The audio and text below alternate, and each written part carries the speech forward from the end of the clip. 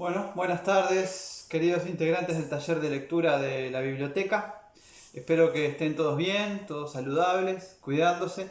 Seguimos viéndonos en esta situación de distanciamiento social, pero de todas maneras queremos permanecer juntos, queremos seguir haciendo cosas, tratando de comunicarnos. Les traje hoy la bicicleta con la que voy siempre al taller, que justo quedó por acá. Entonces, bueno, digo, salió enfocada como parte también de la cotidianidad de lo que vivimos en la biblioteca. Bueno, ¿cómo anduvieron con la lectura de La vida de sueño de Pedro Calderón de la Barca? Espero que hayan tenido tiempo durante la semana en la que no nos vimos para poder leerla. Si la leyeron, notable. Si no la leyeron, no pasa nada porque en este encuentro de hoy martes 14, lo que vamos a hacer es simplemente abordar una de las partes primeras de la obra. ¿Sí? Ustedes saben que Calderón, además de ser un escritor del siglo de oro español, el último de todos los escritores del siglo de oro español, a la vez que fue escritor en la época de Lope de Vega, de Quevedo, de Góngora, también coincidió unos años con Cervantes. ¿Sí? Cervantes murió cuando Calderón era un adolescente, ¿no? Pero bueno, en ese momento de la cultura española vivió toda esa playa de escritores enormes con obras reconocidísimas y por algo le llaman el siglo de oro. Además, otro detalle lindo en el sentido histórico, ¿no? Es que España estaba viviendo la contrarreforma, ¿sí? La contrarreforma católica, que caló muy hondo en el espíritu español. Esa contrarreforma católica de alguna manera se complementó con la llegada a España de las riquezas que extraían de nuestra América, ¿no? Como ustedes ya saben.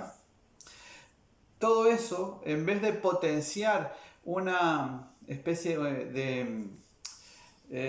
digamos, de crecimiento social, ¿sí? Económico, justamente de toda la sociedad española, en realidad promovió índices de corrupción muy grandes y España toda era una sociedad bastante corrupta en la época, ¿no? Esto está señalado en novelas que leímos, por ejemplo, El Lazarillo. El Lazarillo es un recuento de las corrupciones de la sociedad española unos años antes de la obra de Calderón.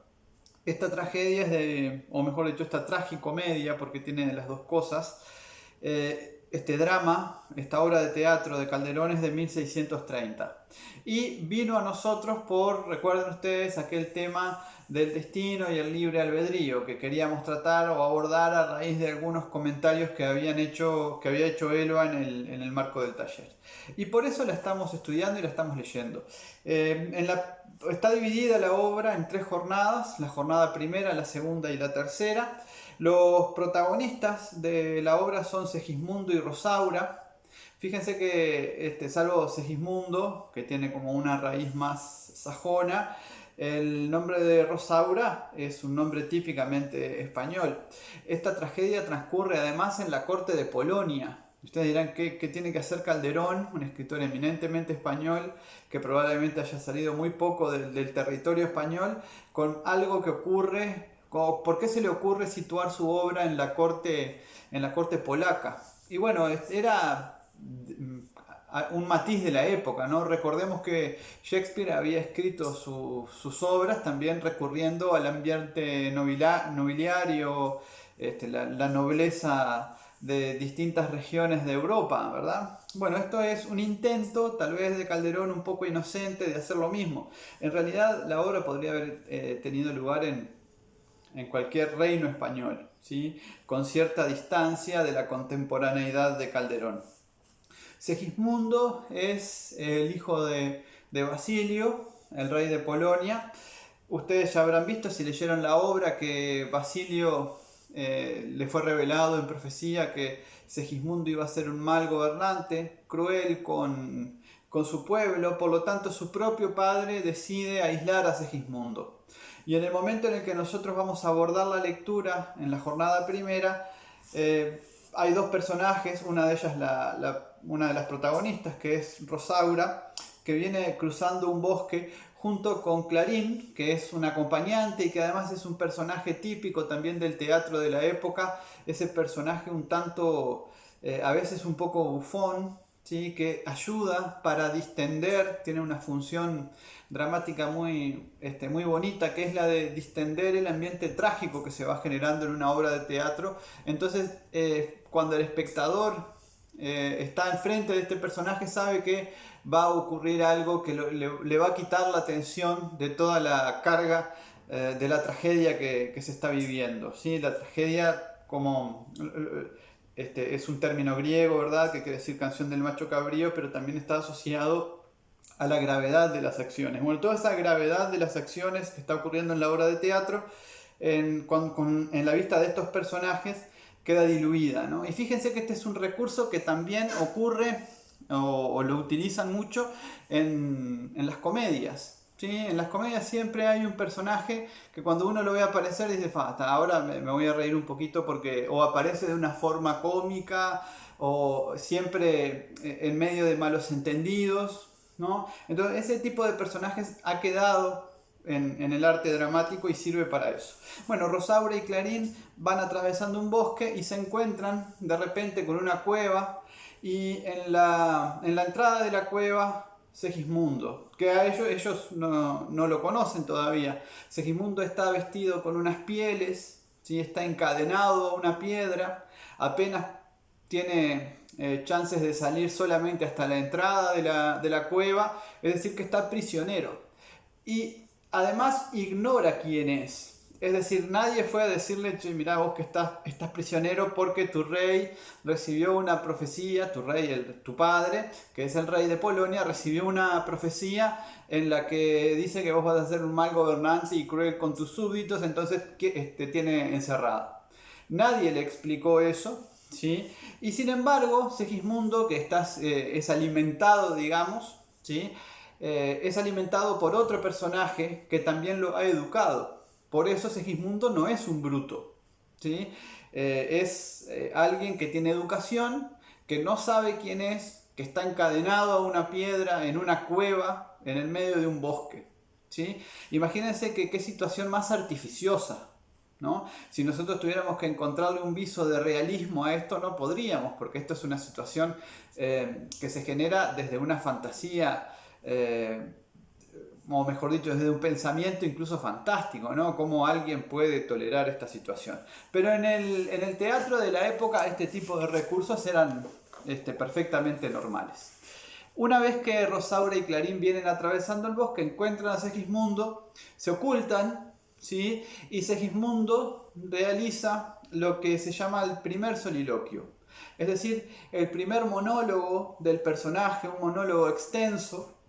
Hay que ver también que esta obra es una obra que está escrita en versos octosílabos, es decir que como recurso para ayudar a la memorización de los actores está el recurso de la rima, ¿no? Entonces van a ver ustedes que todo lo que les voy a leer puede perfectamente interpretarse y analizarse a la luz del género lírico. En ese primer monólogo de Segismundo, ¿sí? Se trata de 7 décimas, es decir, 7 estrofas de 10 versos cada uno, en las que el personaje expone sobre su desazón por estar en esta situación de encierro o de encadenamiento, ¿no? Esas 7 estrofas de 10 versos cada uno, esas 7 décimas, son siempre versos octosílabos. El primero de esos versos rima con el cuarto y con el quinto, el segundo rima con el tercero, como ustedes pueden ver si tienen el texto allí adelante, el sexto rima con el séptimo y con el décimo, mientras que el octavo rima con el noveno, es decir que todos los versos de la décima, todos ellos están perfectamente encadenados en sistemas de rima, ¿sí? Esto facilita, como ejercicio de mnemotecnia, facilita al actor que tiene que interpretar el papel.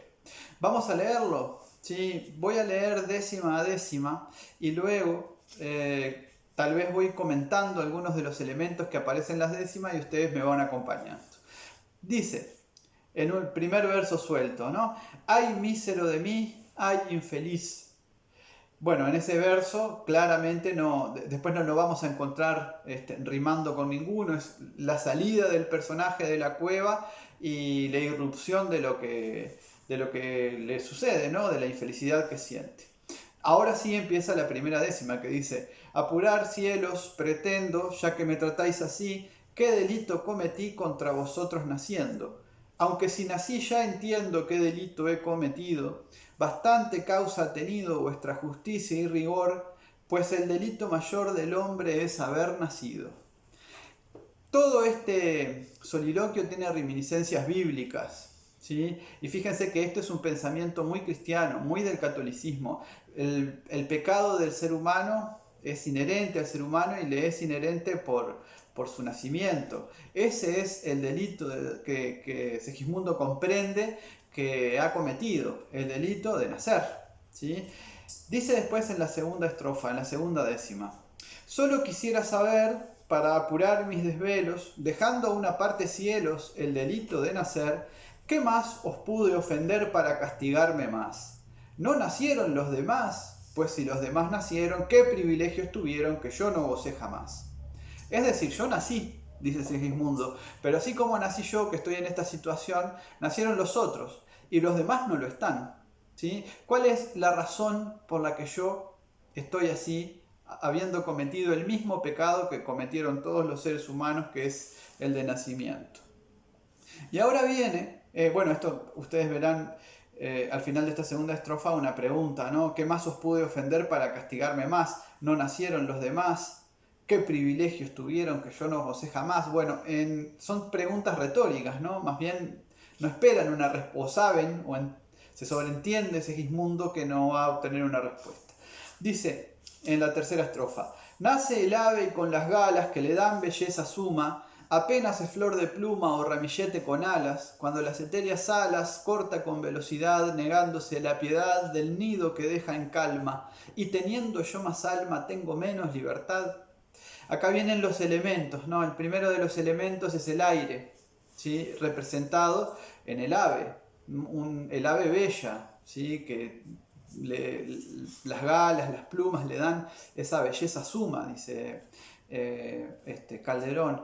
Fíjense que el pájaro es un símbolo de la libertad, ¿sí? Es el símbolo de las cosas que el ser humano no puede hacer, siempre a nivel simbólico, ¿no? Puede volar, puede despegarse de la tierra, puede rápidamente trasladarse a través del vuelo y de esa manera desdibujar los límites que nos apresan a nosotros como seres humanos, ¿sí? Sin embargo, dice Segismundo al final de la estrofa, y teniendo yo más alma, tengo menos libertad, porque en realidad el pájaro es símbolo de la libertad, pero no la es, porque para ser libre, parece decirnos Calderón, uno tiene que tener el alma, ¿no?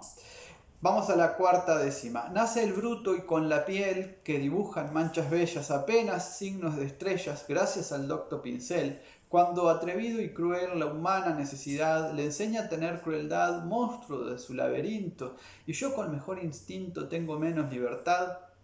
Fíjense que el bruto representa todos estos animales que nosotros de alguna manera como culturalmente adiestramos para nuestro servicio, pero también aquí cuando habla del monstruo de su laberinto, Ra está haciendo alusión, y todos lo podemos ver, al mito del laberinto de Creta, ¿no? Y al Minotauro, ¿no?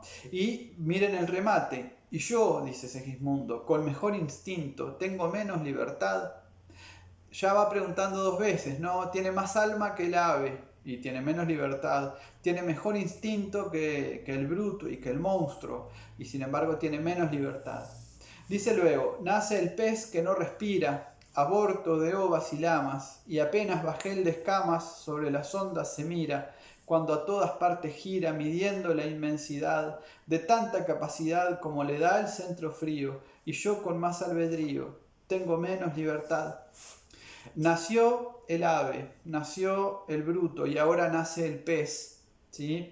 Y lo mismo, se describe el tercer elemento, ¿no? El ave en el elemento del aire, el bruto en el elemento de la tierra, el pez en el elemento acuático. Y fíjense cómo esto puede perfectamente parangonarse con el Génesis, ¿no? Por eso digo que es como bastante bíblica la aproximación de Calderón a lo que quiere proponer. El Génesis también distribuye la creación, como ustedes recordarán de las veces que lo hemos visto, en los elementos correspondientes, ¿no? Y acá va desde el aire, pasando por la tierra, hasta el agua, y siempre la pregunta es la misma, ¿no? Y yo con más albedrío tengo menos libertad, es decir, con más deseo, ¿no? Con más voluntad, ¿m? Tengo menos libertad. Dice después, nace el arroyo Culebra, que entre flores se desata, y apenas sierpe de plata entre las flores se quiebra. Cuando músico celebra de las flores la piedad, que le da la majestad del campo abierto a su huida, y teniendo yo más vida, tengo menos libertad. El arroyo que serpentea, esa sierpe de plata, muy metafórico todo el lenguaje, como ustedes podrán haber visto, lleno de metáforas y de comparaciones y de referencias, ¿no? Literarias, ¿verdad? Bueno, esa sierpe de plata, que es el arroyo, visto probablemente desde la altura, ¿sí? Y Segismundo se plantea al final de esta décima, y teniendo yo más vida, tengo menos libertad, es decir, las preguntas siempre es la misma. Y la séptima estrofa, la séptima décima del soliloquio dice, en llegando a esta pasión, un volcán, un Etna hecho, quisiera arrancar del pecho pedazos del corazón. ¿Qué ley, justicia o razón negar a los hombres sabe, privilegio tan suave, excepción tan principal que Dios le ha dado a un cristal, a un pez, a un bruto y a un ave? Fíjense que acude a Dios, ¿sí? Dios le dio la libertad a todas estas cosas, ¿no? A un cristal, a un pez, a un bruto y a un ave, al arroyo, al pez, al minotauro o al bruto representado en él y a un ave, es decir, a todos estos, además lo hace en el orden inverso al que lo planteó antes, ¿verdad? Fíjense que la pregunta es siempre la misma, Segismundo preguntándose por qué es menos libre, qué hizo para merecer esto, como diría la frase popular, ¿verdad? Fíjense que además el mito de la caverna de Platón es evidente, siempre se ha dicho que esta obra tiene muchísimo que ver con el mito de la caverna y es obvio que funciona de esa manera porque allí es donde está Segismundo y puede ver un sesgo muy, o mejor dicho, una realidad muy sesgada, ¿no? Fíjense el nivel metafórico, ¿sí? Todas las metáforas, en cada una de las décimas podemos señalar alguna, ¿sí? Pero fíjense en esta última, ¿no? En llegando a esta pasión, un volcán, un Etna hecho, quisiera arrancar del pecho pedazos del corazón, ¿no? Está de alguna manera no solamente interpelado en sí mismo, no solamente cuestionándose él por qué no es libre, sino también furioso, ¿sí? Está enojado.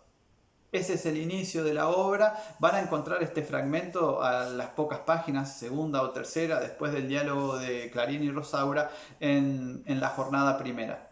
Espero que hayan disfrutado de este video, que son cortitos porque así la atención no se nos diluye. Nos podemos reconcentrar en la lectura y con este planteamiento poético en mente, ustedes pueden o continuar la lectura de la obra o releerla, ya que es una obra de una belleza suma, como justamente se plantea aquí en una de las estrofas. En los próximos encuentros vamos a hablar del segundo soliloquio de Segismundo y probablemente del tercero. El soliloquio es una técnica muy querida por el siglo de oro español y por su teatro, y es la expresión de la calidad actoral también, porque el actor tiene que salir al frente y tiene que explayarse en un texto extenso, ¿sí? Que le exige además muchísima concentración y lo tiene que hacer solo, no tiene quien le dé un pie o le tire una cuerda por si se olvida de algo, está allí y solo tiene que poder resolver el soliloquio. Una obra virtuosa que estamos empezando a ver, espero que estas guías les faciliten un poco la lectura porque el lenguaje es un lenguaje de hace 400 años, accesible, pero con ese componente barroco del que también vamos a hablar en la próxima. ¿Sí? En la próxima entrega, entonces, si seguimos en esta situación de distanciamiento, como todo parece prever que será así, hablaremos un poquito del barroco y hablaremos también de los otros soliloquios bueno, que hay en la obra. Les mando a todos y a todas un fuerte abrazo y espero que nos sigan acompañando y bueno, que podamos vernos y tal vez que no me hagan llegar algún comentario de estos videos, si les gustan, si les parecen útiles, si les parece bueno. Y también recuerden, ya sobre el final, que estamos tratando de ver en la plataforma Zoom, de encontrarnos en algún momento. No me llegó ningún mensaje de que ustedes hayan accedido a la plataforma, se hayan puesto en contacto con ella. Bueno, entonces por eso seguimos con estos videitos que van a seguir estando, pero sería lindo también un día vernos las caras directamente. Les mando a todos y a todas un fuerte abrazo.